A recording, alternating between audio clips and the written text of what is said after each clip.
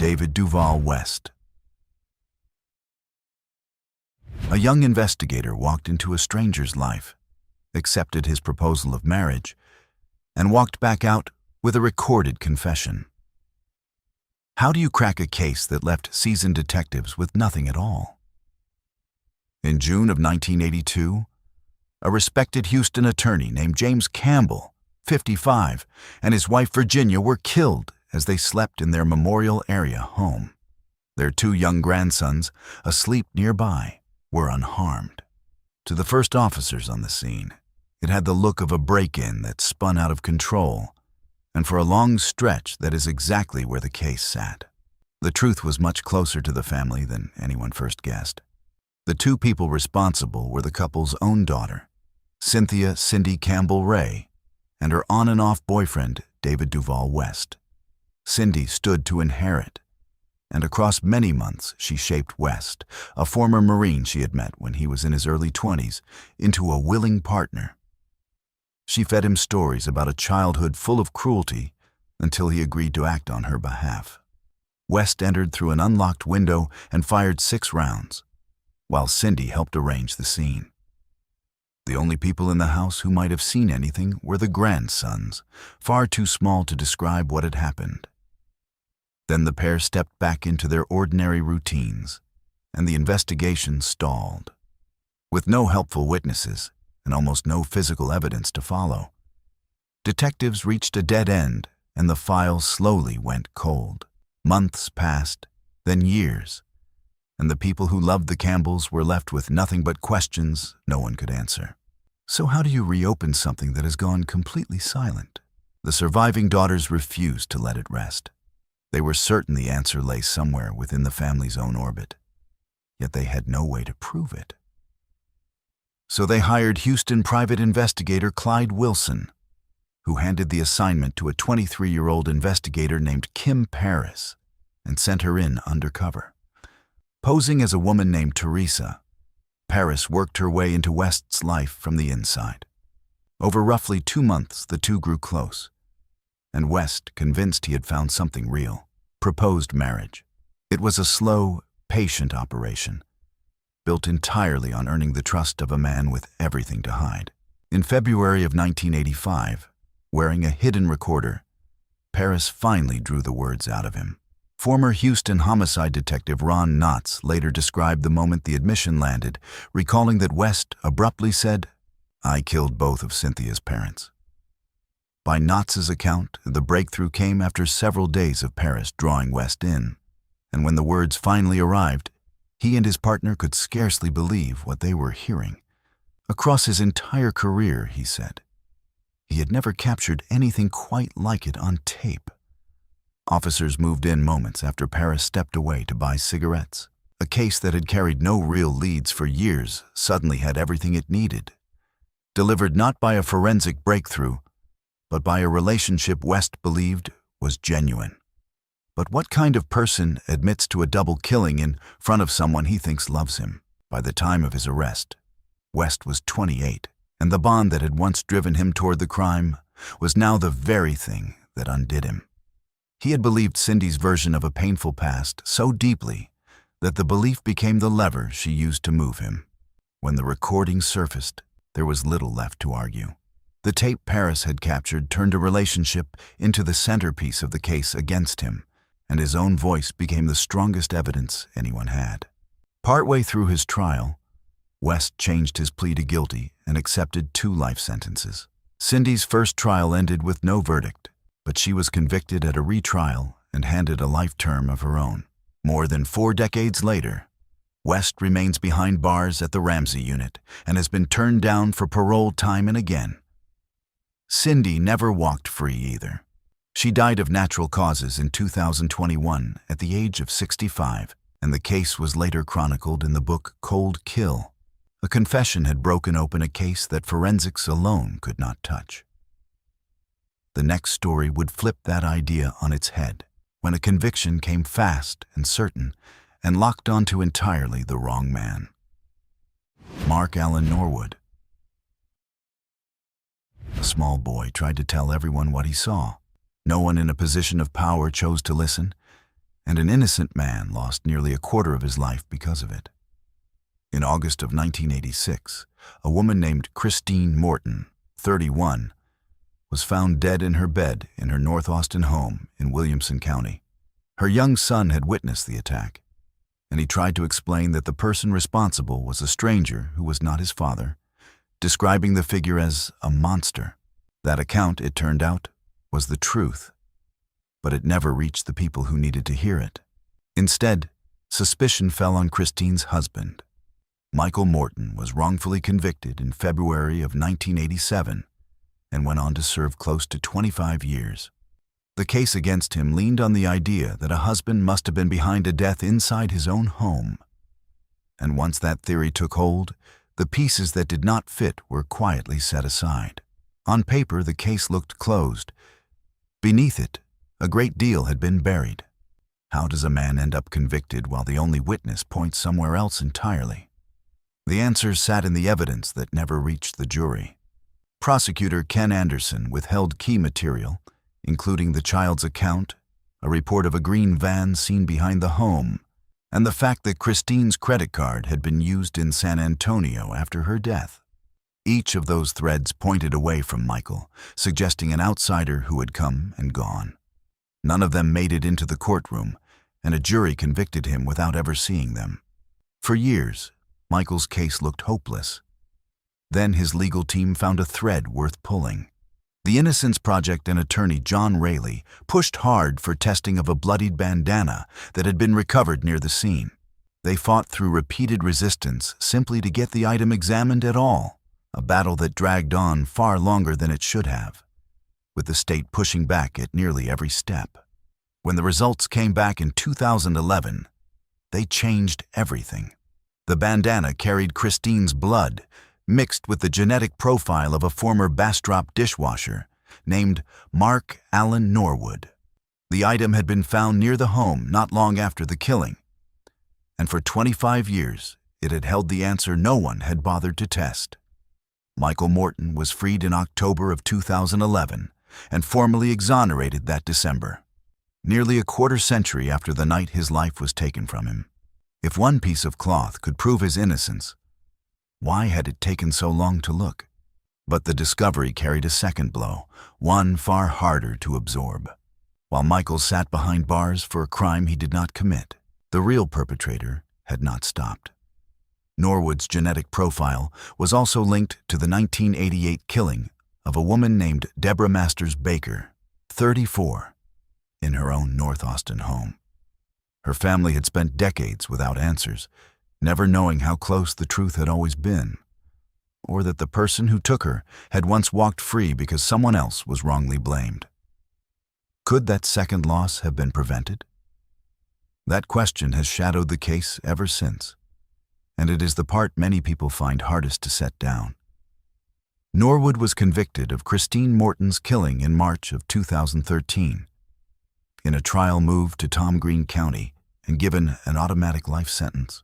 In September of 2016, he was convicted of Deborah Baker's killing as well and handed a second life sentence, ordered to run after the first. The fallout reached the very people who had failed Michael at the start. Ken Anderson was convicted of contempt, surrendered his law license, and served time. And the Michael Morton Act reshaped how evidence must now be shared with the defense in Texas. It was a rare moment of a prosecutor being held to account for a conviction that fell apart. Norwood's appeal of the Morton conviction was later turned away by the state's highest criminal court, leaving the two life sentences firmly in place.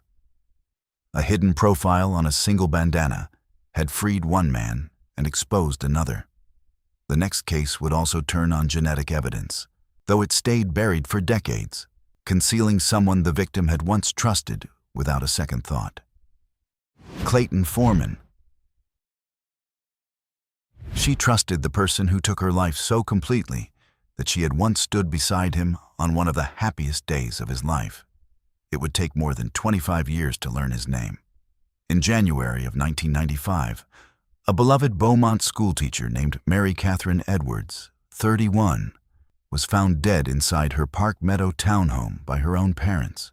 She had been restrained and left in her bathtub, and the scene pointed to someone who had gotten close without raising any alarm. There were no signs that a stranger had forced his way in.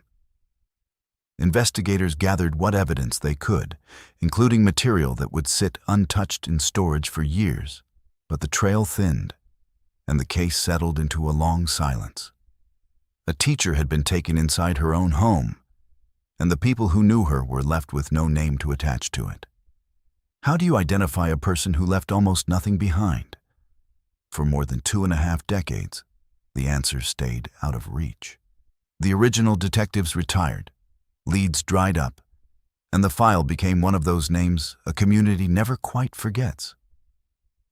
The loss of a young teacher, found in her own home, left a mark on Beaumont that time did not erase. Then a newer approach reopened the door. Investigators turned to genetic genealogy, comparing evidence from the scene against the public database GED match. And the search pointed toward a man named Clayton Bernard Foreman, by then living in Reynoldsburg, Ohio. That technique works by tracing distant relatives through shared genetic markers, then narrowing a family tree until a single name remains. To confirm the lead, officers quietly collected items Foreman had discarded at his home, and the sample matched the evidence held since the 1990s. It was patient, methodical work, and it pointed somewhere no one close to Mary Catherine had expected. Then came the detail that reframed the entire story. Mary Catherine and her identical twin sister had been bridesmaids in Foreman's own wedding back in 1982. The person investigators now suspected was not a stranger at all. He was someone she had celebrated with, someone stitched into her circle of friends, someone she had trusted enough to stand beside on his wedding day. It explained why the scene had shown no forced entry. She would have had no reason to fear the face at her door. Why would a man stay so close to the people who knew his victim? His history made the question heavier. Foreman carried a prior conviction from 1981 for an attack on a former classmate, during which he had posed as a police officer to gain control. The echoes between that earlier offense and what happened later were difficult to ignore.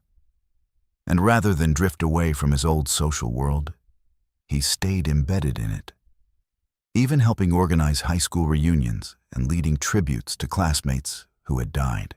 That contrast made him difficult to picture. To those around him, he was a familiar, even helpful presence.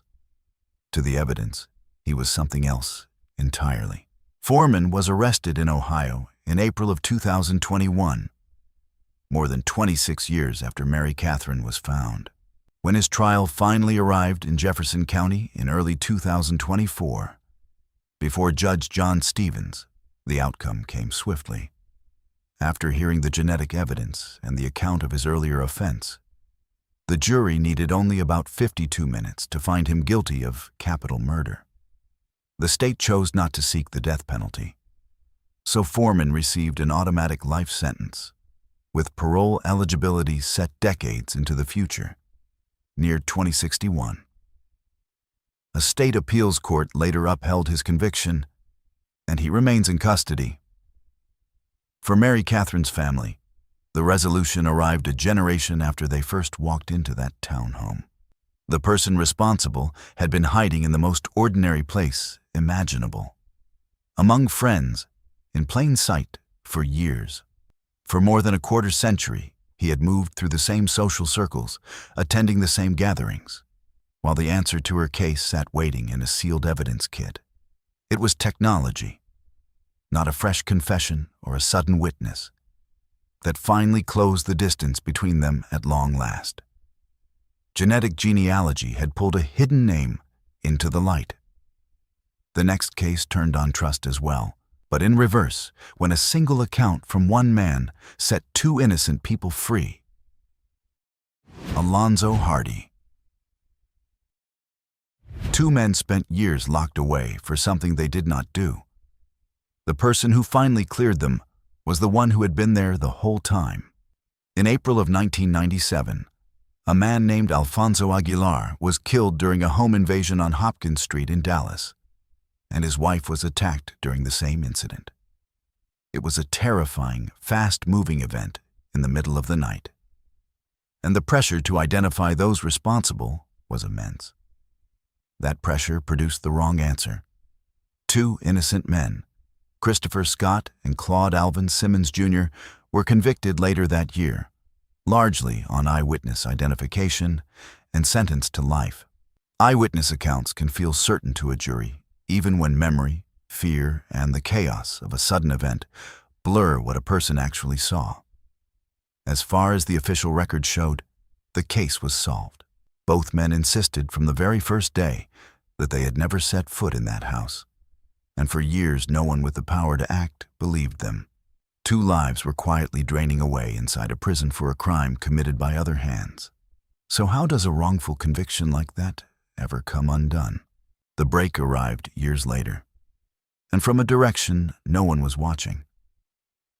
A man named Alonzo Hardy, already serving a 30-year sentence for an unrelated robbery, gave a recorded statement in 2009 admitting that he and another man, Don Michael Anderson, were the ones who actually carried out the Aguilar killing. Hardy named Anderson as the shooter, and he backed his account by passing a polygraph. Investigators did not simply take his word for it. The Dallas County District Attorney's Conviction Integrity Unit, then led by Craig Watkins, and the Police Cold Case Unit examined the claim and confirmed that it held up. The unit had been created precisely to revisit cases like this, where doubt lingered long after a verdict, and it dug back through the original file to test whether Hardy's account matched the physical facts. When it did, the conclusion was impossible to avoid. The wrong men had been locked away. Christopher Scott and Claude Simmons were freed in October of 2009 and later declared innocent by the state's highest criminal court in early 2010. What made the failure sting more was a detail buried in the original trial. At that first trial, the judge had barred jurors from hearing that Anderson had already confessed at the time. The truth had been within arm's reach from the start, and it had been kept out of the room. The case stood out for another reason as well. It became one of the first wrongful convictions in Dallas, overturned not by DNA, but by the real perpetrator's own account, a far rarer path to freedom that relied on a guilty man choosing, at last, to speak. What does a man do with years taken from him for nothing? Christopher Scott turned that loss into purpose. He founded a nonprofit aimed at investigating other claims of wrongful conviction, and he later came face to face with Hardy inside prison, sitting across from the very person whose long silence had cost him so much. It was a meeting few people in his position ever get, or would even want. He had spent years asking why no one had listened, and now the man with the answers was right in front of him. Rather than let the bitterness consume him, he used what he had endured to help others still waiting for the same chance at freedom. The legal aftermath for the two men who had actually committed the crime was far less tidy. Don Michael Anderson was arrested in 2009 and charged, and both he and Hardy eventually accepted plea agreements to reduce charges. By one account, Hardy's plea added only about 5 years to the sentence he was already serving, a resolution that left some observers uneasy given everything that had unfolded. Two men had lost years they could never recover, and the men who put them there walked away with comparatively little added to their time. Freedom arrived for them at last, though those years could never truly be repaid. A single account had corrected one of the city's deepest mistakes. The next case showed the other side of that same coin, where statements came not too late, but far too many, and nearly all of them false. Henry Lee Lucas. He claimed hundreds of victims across the country, and for a while, almost everyone believed him. The real number may have been smaller than anyone wanted to admit. Henry Lee Lucas was born in Virginia in 1936 and took his mother's life in 1960, serving roughly 10 years before his release. Afterward, he drifted from place to place, eventually falling in with another man named Otis Toole. In the early 1980s, he was responsible for the deaths of 2 people in Texas, including an elderly woman named Kate Rich and a young woman named Becky Powell. Then, after his arrest, the story took a turn no one expected. Taken into custody in 1983 on a firearms charge, Lucas began to confess, first to roughly 100 killings, then to as many as 600, and at times to figures that climbed into the thousands. Investigators from across the country traveled to question him about their unsolved files, and one by one they came away believing he was their man. How could a single person be tied to so many cases at once? The machinery built around him grew enormous.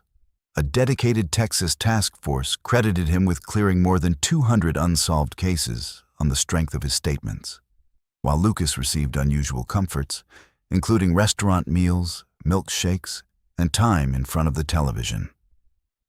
For a stretch, he was treated as one of the most prolific killers in the country's history, and the cases kept closing on his word alone. Families who had waited years for answers were told their loved ones' cases were finally solved, and for a time, they believed it.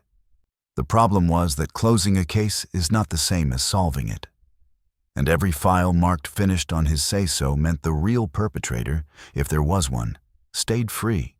But what if most of it simply was not true? That is exactly what a small group of skeptics set out to prove. A newspaper reporter named Hugh Ainsworth and a Central Texas district attorney named Vic Feazell challenged the confessions directly, and a report from the state attorney general's office branded Lucas a fabulist whose claims could not be trusted. Part of the problem was that investigators had allowed Lucas to read through case files, effectively handing him the very details he then recited back to them. The numbers collapsed under scrutiny. One analysis found that a cluster of killings he claimed for a single month would have required him to drive roughly 11,000 miles to be in all the right places at all the right times. Once reporters and prosecutors began checking his claims against timesheets, travel records, and basic geography, the empire of confessions began to come apart. Lucas eventually pulled back his sweeping claims, and he was ultimately convicted of 11 killings, a tiny fraction of the toll he had once boasted about. He had told investigators what they wanted to hear, and in return, he had been treated better than he ever had been on the outside. Could so many trained professionals really have been fooled for so long? One case in particular outlived him. His only death sentence came for the 1979 killing of an unidentified woman known for years only as Orange Socks, found in a culvert off Interstate 35 near Georgetown on Halloween, even though a timesheet suggested he had been at work in Florida. In 1998, the state's governor at the time commuted that death sentence to life, the only commutation granted across his entire time in office. Lucas died of heart failure in 2001 at the age of 64. Years later, in 2019, genetic testing finally gave Orange Socks her name, identifying her as Deborah Louise Jackson, 23, of Abilene. While the question of who truly took her life remains officially open. For 40 years, she had been a number in a file and a nickname on a headstone, and even with her name restored, the person responsible has never been formally named. It is a fitting close to a story built on confessions that pointed everywhere and nowhere at once, leaving more questions behind than they ever resolved.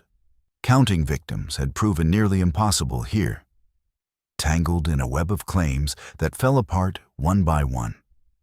If you've made it this far and enjoy deep dives into the most shocking criminal cases, hit that subscribe button and don't forget to press the bell icon. The next case carried that same uncertainty into a far quieter setting, where the true toll may never be fully known. Billy Shemermere. For years, a string of quiet deaths inside senior living communities raised no alarm at all.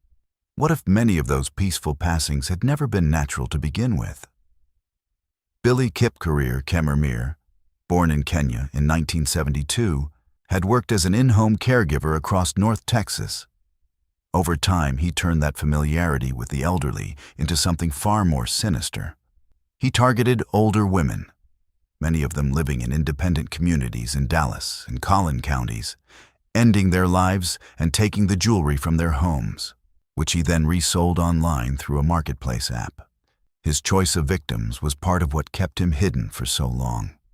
Because the women were older and many lived alone, a number of the deaths were first recorded as natural causes. No one was searching for a pattern, because as far as anyone knew, there was no crime to find. The losses looked on paper like the ordinary arithmetic of age, and that ordinariness was exactly what let the danger go unnoticed for so long. A caregiver was the last person any of those families expected to fear. How do you uncover a series of crimes that no one realizes are crimes? The answer arrived through a single survivor. In March of 2018, a 91-year-old woman named Marianne Bartel lived through an attack, later recounting that the man who confronted her had said, "Go to the bed, don't fight me." For the first time, investigators had a living witness who could describe exactly what had happened, and a reason to look harder at deaths they had never questioned. What came next moved quickly. The following day, police watched Kemmermeer discard a jewelry box in a dumpster, and the documents inside led them to the body of Luthi Harris, 81. One discarded box had connected a survivor's account to a death no one had thought to question, and it gave the investigation its first solid thread. Suddenly, investigators faced a chilling possibility. How many other cases had been quietly closed as ordinary? The true scale may stretch far beyond what was ever proven. Kemmermeer was indicted on 22 counts, 13 in Dallas County and 9 in Collin County, and police went back to re-examine hundreds of senior deaths once believed to be natural. Each reopened file carried the possibility of a family that had grieved a loss without ever knowing the truth behind it. Investigators came to suspect he was connected to far more deaths than the 2 he was ultimately convicted of. But proving each one years after the fact, when so many had been treated as routine, was an enormous undertaking. How do you build a case for a death that was never treated as a crime in the first place? His first trial, in the death of Luthi Harris, ended without a verdict in November of 2021. After the jury could not reach agreement, prosecutors tried again. He was convicted at a retrial in April of 2022, and once more that October in the death of Mary Brooks, 87, receiving 2 sentences of life without the possibility of parole. For many families, though, the outcome felt incomplete. Prosecutors chose not to pursue the death penalty and dismissed the remaining charges, a decision that left numerous relatives angry that their own loved ones' cases would never be formally heard in a courtroom. What does justice even look like when most of the cases never reach a verdict? Some of those families turned their grief into purpose, forming a group dedicated to protecting seniors living in care communities. They wanted the pattern that had stayed invisible for so long to be impossible to overlook ever again, and they pressed for closer scrutiny of unexpected deaths among the elderly. For them, the fight was no longer only about one man, but about every family who might never think to ask questions. Kemmermeer's own story ended inside prison. In September of 2023, he was killed at the Caulfield unit by his cellmate, a man already serving a long sentence for an earlier killing. Some relatives of his victims openly described the outcome as a form of rough justice, a final chapter to a case that had taken so much and left so many unanswered questions behind it. The next case also hid behind a mask, but this one was worn by someone the victim had loved and trusted completely. Jennifer, Faith, and Darren Lopez. A grieving widow stood before the cameras and begged the public to help find her husband's killer. The person she was protecting was the one she had sent to do it. On the 9th of October, 2020, just a day after their 15th wedding anniversary, An American Airlines technology director named Jamie Faith, 49, was shot and killed as he walked his dog with his wife, Jennifer Faith, in the Oak Cliff area of Dallas. In the days that followed, Jennifer played the part of the heartbroken widow, pleading publicly for anyone with information to come forward. To the public watching the news, she looked like a woman whose entire world had just collapsed in an instant on an ordinary evening walk. But the more investigators looked, the less her story held together. Who would want to harm a man with no apparent enemies? As detectives worked through Jamie's life and Jennifer's, the picture of a random street robbery began to dissolve. The staged scene had small inconsistencies, and Jennifer's account did not quite match the evidence around her. The answer led back into Jennifer's own past. The person who pulled the trigger was Darren Ruben Lopez, 49, her high school sweetheart and a decorated Army Green Beret, who had earned a Purple Heart and a Bronze Star across 6 combat deployments and carried a traumatic brain injury from his service. The two had reconnected and begun an affair. What Lopez did not know was how thoroughly he was being played. Jennifer had been deceiving him for months, at times posing as Jamie in messages and falsely claiming that Jamie was mistreating her and threatening her safety, all to convince Lopez that she was in danger. She built a version of events designed to push a trained soldier toward one conclusion, convinced he was rescuing the woman he loved. Lopez drove more than 10 hours from Tennessee to carry out the killing. Then came the staging. To make it look like a robbery, Lopez bound Jennifer's hands and took Jamie's wedding ring. The grieving widow at the press conference had helped design the very scene police were now investigating, casting herself as a victim in the story she had written. For a short while, it worked, and the public's sympathy flowed toward her. How do you unravel a lie built that carefully? The evidence sat in the details the two of them left behind. Police traced Lopez's black Nissan Titan, which carried a distinctive decal, and learned that Jennifer had texted him urging him to remove the sticker. That one message tied the supposed stranger directly to the grieving wife. Investigators also uncovered more than 14,000 calls and texts between the two in a single month. The sheer volume of contact made the story of a random attack impossible to believe. Jennifer Faith pleaded guilty to a federal murder-for-hire charge, and in June of 2022, she was sentenced to life in prison.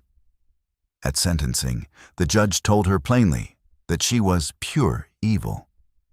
She was also ordered to pay a substantial fine and restitution, and prosecutors noted she had sought roughly $629,000 in death benefits. The widow who had begged the public for help had, by then, already tried to collect on her husband's death. What had all of it been for? Money and a relationship built entirely on a fiction she had authored herself. Darren Lopez was convicted of murder by a Dallas County jury, and in July of 2023, he was sentenced to 62 years in prison, along with a fine. He appealed and has sought clemency, maintaining that he was deceived. And if his conviction stands, he becomes eligible for parole around 2051. Jennifer, the architect of it all, remains behind bars for life. The next case turned on a very different kind of conviction, where the person responsible claimed he was answering to something far beyond himself. Jason Thornburg. Investigators were called to a dumpster fire in Fort Worth. What they uncovered would lead to a confession unlike almost any other. In September of 2021, over the span of roughly a week at a motel in Euless, near Fort Worth, a man named Jason Allen Thornburg took the lives of 3 people. David Luaris, 42, Lauren Phillips, 34, and Maricruz Matis, 33. He later moved the remains and tried to destroy them, and it was the fire in a Fort Worth dumpster that finally alerted authorities, who recovered what was left on the 22nd of September. Had that fire never drawn attention, it is unsettling to consider how long the 3 might have stayed missing entirely, their families left waiting for answers. At first, the scene raised far more questions than answers. Who were these people? And what could possibly connect them to one another? Identifying the victims and piecing together where they had last been seen became the first task for investigators, who had started with little more than the aftermath of a fire. The trail led investigators to Thornburg, and once they had him, the account he offered was as disturbing as anything they had found. He confessed to what he had done, but it was the way he explained himself that set the case apart. He claimed a deep knowledge of Scripture and said he had been called by a higher power to carry out what he described as human sacrifices. It was a justification investigators almost never encounter, and it reframed the entire case from an act of impulse into something he insisted was a calling. He spoke about it not with the panic of someone caught, but with the conviction of someone who believed he had done as he was told. Could a person truly believe that? Or was it a story constructed to explain the unexplainable? For the investigators in the room, it hardly mattered which was true. What mattered was that he was describing, in calm detail, acts that had taken 3 lives in the space of a single week. His confession did not stop with the 3 at the motel. Thornburg also admitted to 2 more deaths. A roommate, Mark Jewell, 61, who died in a house fire earlier that year, and his girlfriend Tanya Begay, a Navajo woman who had vanished in Arizona in 2017 and whose body has never been found. Authorities in Arizona later brought charges in her case as well. Each new admission widened the scope of what he was suspected of, stretching back across years and across state lines, and forcing investigators in more than one place to revisit what they thought they understood. A roommate's death once attributed to a fire, a girlfriend's disappearance once filed as a missing person, suddenly read very differently in the light of his confession. What do you do with a man who frames the worst acts imaginable as devotion? At trial, his defense argued that he was not legally responsible, with his own attorneys describing him in stark terms and pointing to fetal alcohol syndrome as a factor in how his mind worked. It was an unusual strategy, one that asked jurors to see the very brutality of the case as evidence that he could not tell right from wrong. Prosecutors countered that he had understood his actions well enough to try to hide them. The jury did not accept the defense. Thornburg was convicted of capital murder on the 20th of November, 2024. On the 4th of December, 2024 in Tarrant County, before Judge Douglas Allen, he was sentenced to death. He was sent to death row at the Allen B. Polunsky unit, and his attorney filed notice of an appeal, which is automatic for death sentences in Texas. That appeal means the case will continue to move through the courts for years to come, even as the verdict stands. The next case moved from sweeping claims to something far more intimate, unfolding inside a brand new marriage. Jared James Dekas. A new marriage, only a few months old, ended in a way no one who knew the couple could have imagined. The people who discovered it were the killer's own parents. On the 11th of January, 2023, in a small cabin behind his parents' home in rural Waller County near Magnolia, a man named Jared James Dekas, 21, took the life of his wife, Angie Diaz, 21. The couple had married only that October in a ceremony officiated by a local county judge. Their life together had barely begun, and to those who knew them, the marriage was still in its earliest, most hopeful chapter. Diaz's life before that night made the loss even harder to absorb. Originally from Nicaragua, she had been working 2 jobs, partly to help pay for her mother's cancer treatment. She had built a life defined by effort and by care for the people she loved, the kind of person who carried others without being asked. That she should be the one taken by the person who had just promised to spend his life with her made the story all the more difficult to comprehend. How does a marriage that began only weeks earlier end in something so devastating? The wedding photographs were barely old, the couple settling into a shared life, when everything came apart in a single night. Dicus's own parents discovered the scene and called for emergency help. And Dicus, who was present, confessed. There was little mystery about who was responsible. The harder questions were about how things had ever reached that point, and whether anyone could have stepped in before they did. For his parents, the horror was twofold: the loss itself, and the fact that the person responsible was their own son. There had been earlier warning signs, including an arrest in November of 2022, during which he threatened officers and staff, along with prior disturbance calls connected to him. In hindsight, those moments carried a weight no one had assigned to them at the time. On their own, they looked like isolated incidents. Together, they formed a pattern that only became clear when it was far too late to act on it. Could anyone close to the couple have seen what was coming? The disturbance calls and the earlier arrest had each been handled as separate events, none of them obviously pointing toward what would follow.